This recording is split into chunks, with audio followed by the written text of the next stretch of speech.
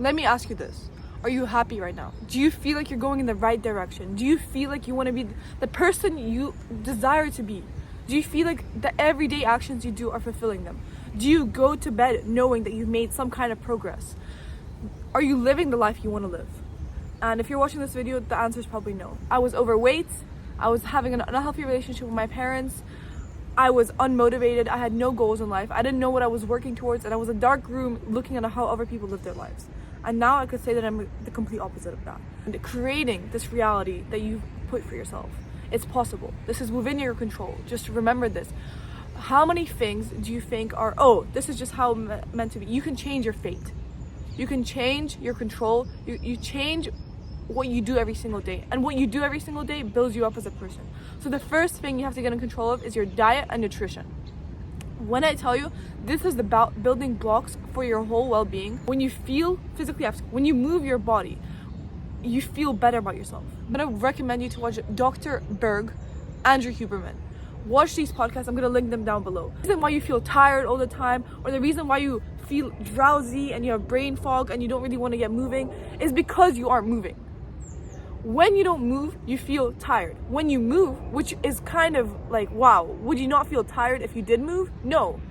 You feel so much more better if you move. Carb intake, if you constantly have carbs every single day, raising your insulin levels and not giving your body time to digest, spiking glucose levels, then that creates tiredness. That creates drowsiness.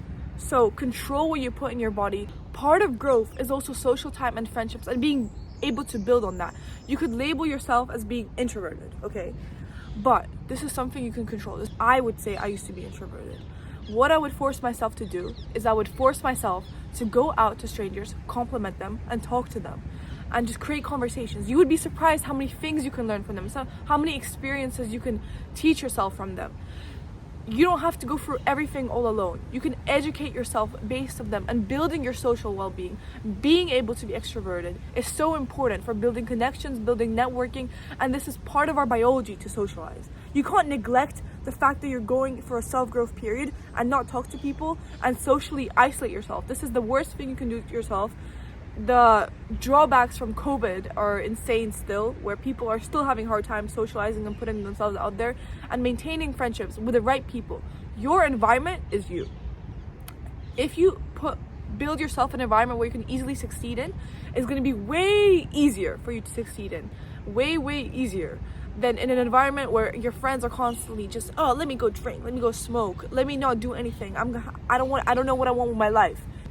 It would be way easier if you surround yourself with the right people. You have to realize that nobody cares enough about your life. They might look at it and be like, oh, she's having a bad day, oh, bad for them, you know? But that's the most thought that they're gonna give it. Realize that people are moving forward, everything is moving forward.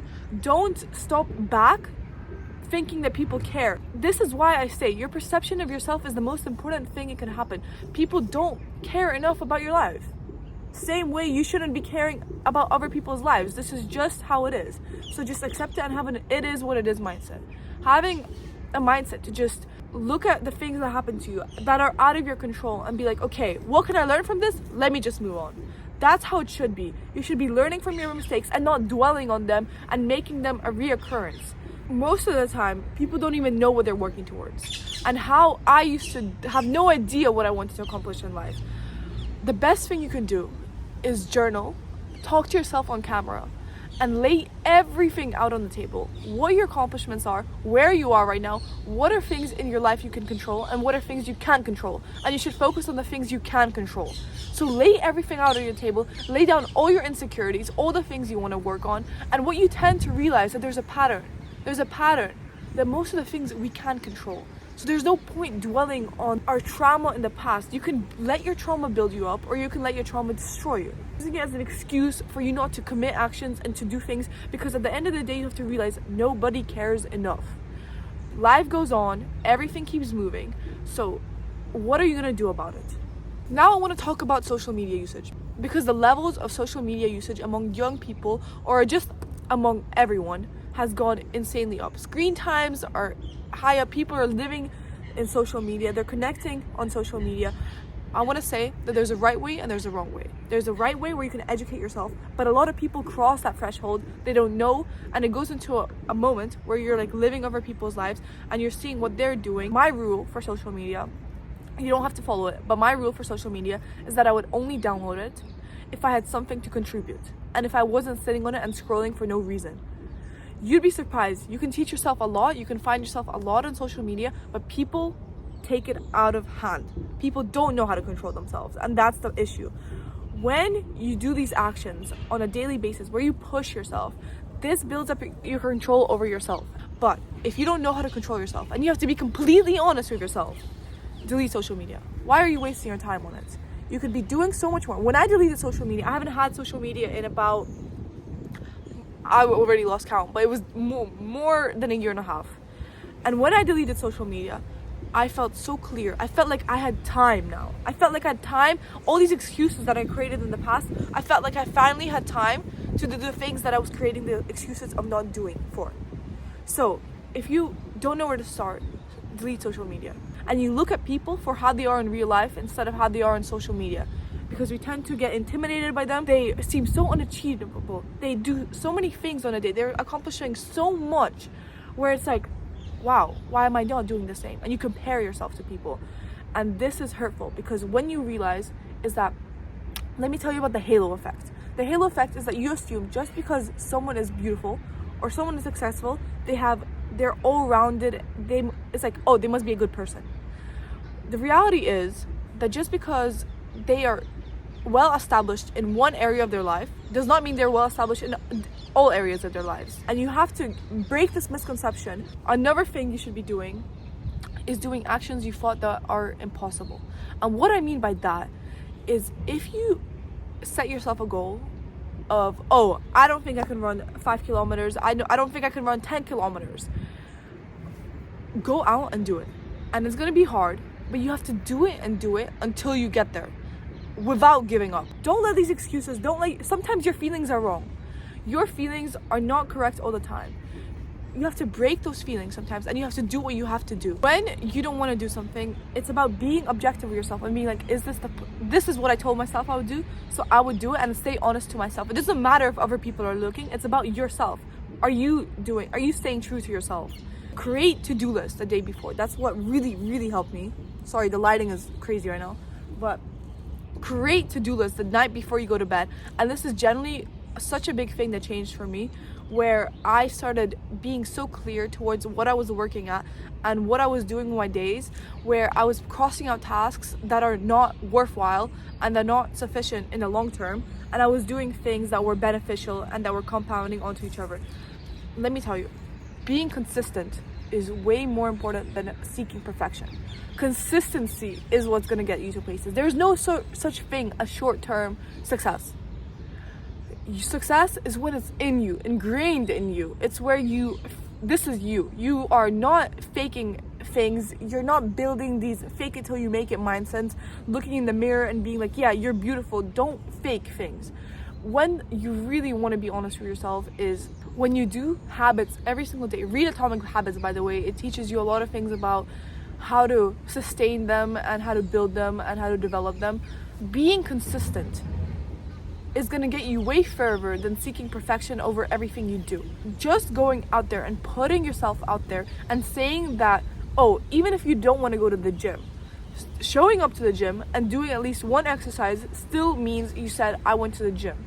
Don't let your feelings dictate your life. Most of the time we're going now where our feelings are like, oh, I just can't be asked. Oh, I just don't feel like it. Why do you do this to yourself? Because this is just self-sabotaging, where you go for a state where you just don't think enough, where you see this, you don't delay gratification, you just chase immediate rewards. If you're on a diet plan and you see a cookie in front of you, you would look at it and be like, oh, I just want it. Ask yourself, am I gonna regret this? Is the person X that I want to chase, is this what the person would do? Would this healthy person that I'm chasing to be, would he do that? Is the successful person that I'm chasing to do, would he not work right now? Would he spend 3 hours working right now non-stop? Ask yourself, is this the person, are these habits that I'm doing every single day, are they sustaining the person I want to be? forming your own opinions. So many people don't have their own opinions. You'd realize, but so many people go through life with having opinions from their friends, from their family, from the environment around them, from social media. They don't have their own opinions about things, and they just follow like sheep. They don't educate themselves. They see the first thing they see. Decide for yourself what's better for yourself.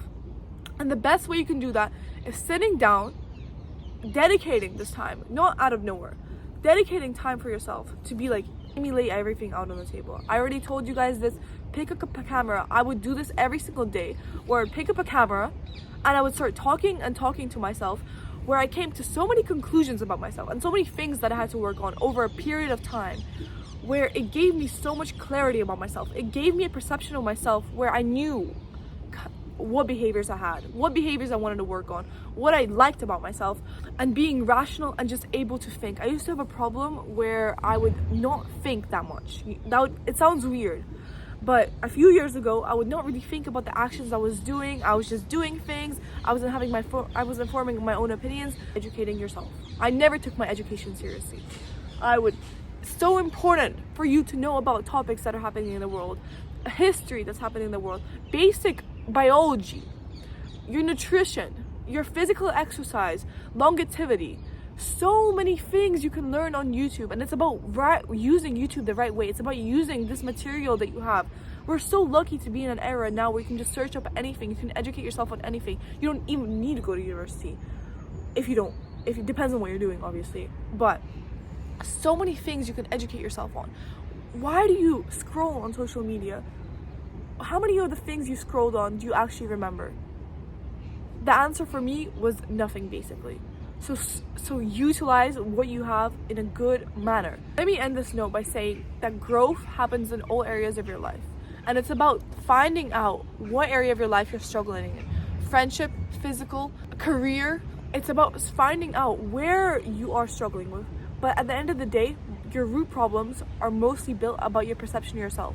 And to get confident is to do actions that build your perception of yourself. To get confident is to prove to yourself that you're the person that you say you are.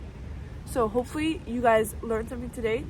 And if you want me to dive deeper on a certain topic that I mentioned today, feel free to ask me. I'll make sure to prepare. And if you have any questions, please send me down an email below.